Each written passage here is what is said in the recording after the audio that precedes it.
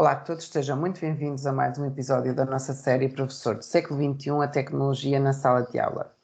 Para o episódio de hoje, nós escolhemos para partilhar com vocês uma ferramenta digital denominada de Ideia Board Z, disponível em ideiaboardz.com. É uma ferramenta que é totalmente gratuita e, à semelhança de qualquer outra ferramenta digital, precisamos de fazer um registro prévio, que pode ser feito com o endereço de e-mail e definição de uma password ou usando, por exemplo, a nossa conta do Google. Esta ferramenta é uma ferramenta que permite trabalhar de forma colaborativa, permite criar notas, permite partilhar opiniões em diferentes formatos e onde os usuários podem colaborar de forma virtual de qualquer parte do mundo.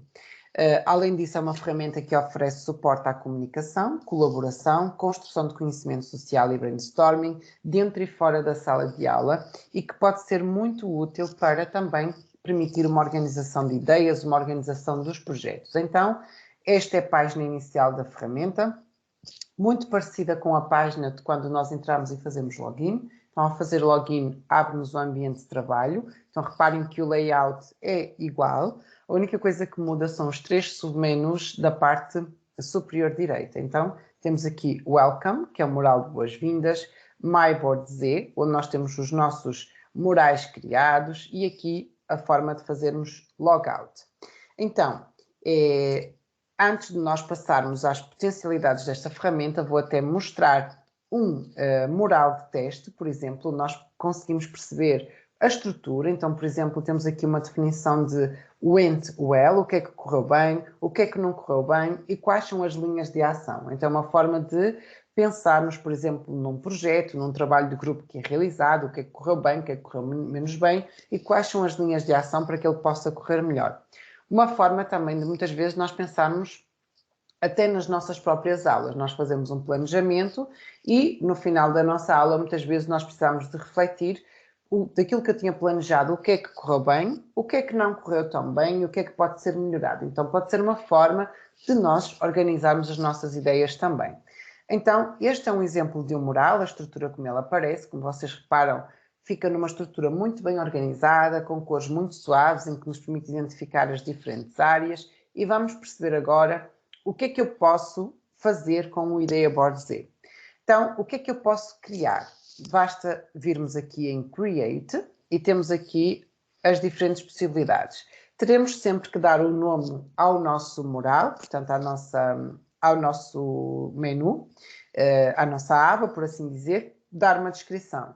E o mais importante é percebermos que formatos é que nós podemos ter.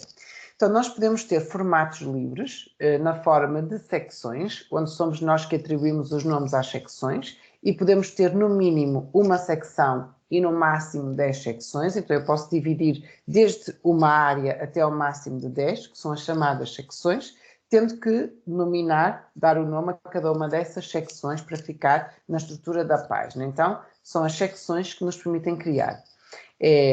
Vale realçar também que esta ferramenta é totalmente gratuita, não tem nenhum upgrade, então todas as funcionalidades podem ser usadas de forma gratuita e sem qualquer limitação. Então temos a possibilidade de usar por secções, temos a possibilidade de usar no formato de retrospectiva, e retrospectiva permite-nos pensar quando um projeto terminou, quando um trabalho terminou, o que é que correu bem, o que é que pode ser improvisado ou melhorado e quais são as linhas de ação. Então, divide-se no formato retrospectiva em 3 partes. What went well, então o que é que correu bem, o que é que pode ser improvisado e quais são as linhas de ação. Então, o que é que eu posso fazer para melhorar, e isso dá-nos a forma de retrospectiva. Temos o Starfish Retrospective, que é uma forma de organização de um projeto que está em acontecimento, um trabalho que está em acontecimento, em que temos as diferentes secções, por exemplo, Keep Doing, Start Doing, Stop Doing, Less Of, More Of e Action Items também. Então, nós podemos delinear e estruturar tudo aquilo que está em andamento, o que é que eu preciso de começar a fazer, o que é que eu preciso de terminar de fazer, o que é que eu preciso de dar mais importância ou menos importância e definir as linhas de ação. Então, dá-me uma forma de eu organizar as minhas tarefas durante a execução de um determinado trabalho ou durante a execução de um determinado projeto.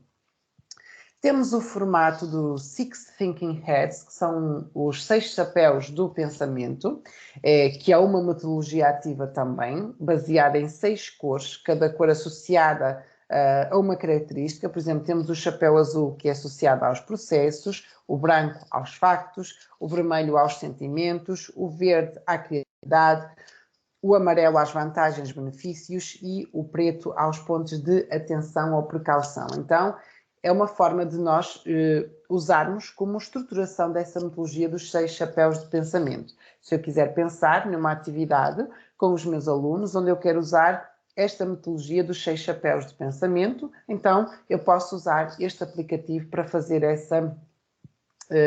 esse planejamento ou para me ajudar na estruturação dessa metodologia.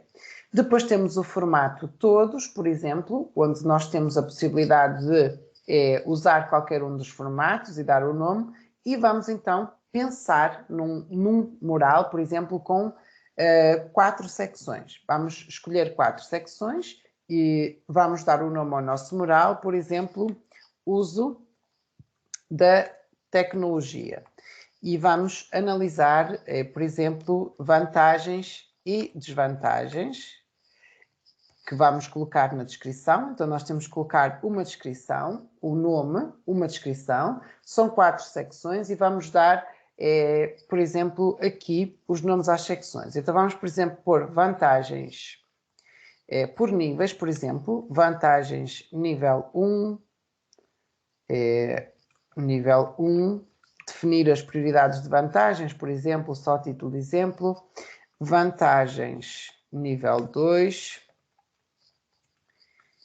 vantagens nível 3, só a título de exemplo, e vamos colocar aqui uma outra secção, desvantagens. Desvantagens. Não somos um robô, portanto vamos validar, aceitamos com os termos e condições e vamos fazer criar. Cá está o nosso mural. Para nós partilharmos o nosso mural, basta copiar o link. Então, se eu copiar o link e partilhar com outras pessoas, essas pessoas conseguem interagir no mural comigo. E está aqui o formato do nosso mural. Então, temos vantagens nível 1, vantagens nível 2, vantagens nível 3 e desvantagens.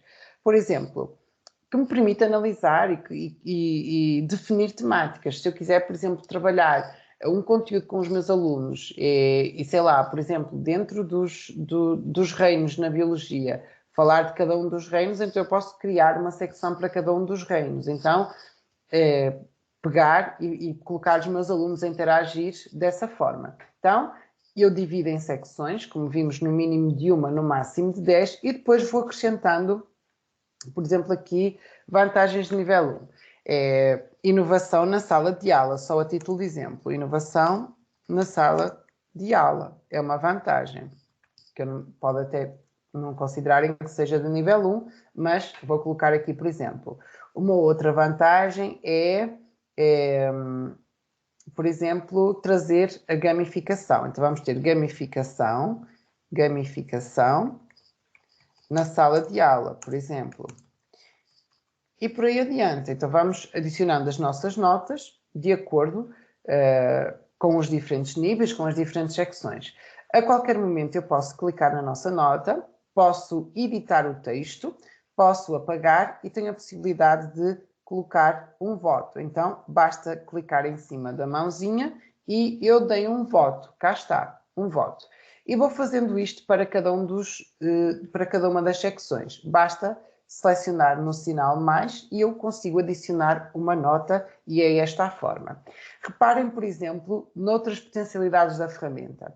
Se eu tiver um mural bastante preenchido, eu posso fazer uma filtração. Então, eu posso pesquisar e quero que me apresente apenas as notas em que aparece a palavra inovação. Então, eu posso, se eu tiver um mural com muitas notas, fazer uma filtragem e ir encontrando apenas os termos que me interessam na minha pesquisa. Então, é uma forma e é uma vantagem deste aplicativo.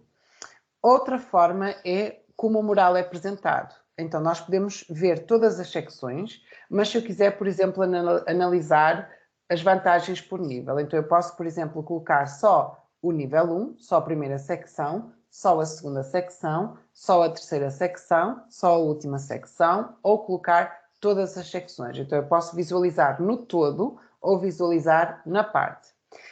Tenho ainda a possibilidade de apresentar por votos, então vai ordenar por votos, neste caso temos 1 e 0, ou por tempo de criação. Então temos a forma de apresentar, temos estas duas formas, por secções no total ou individualizada e por criação ou por votação.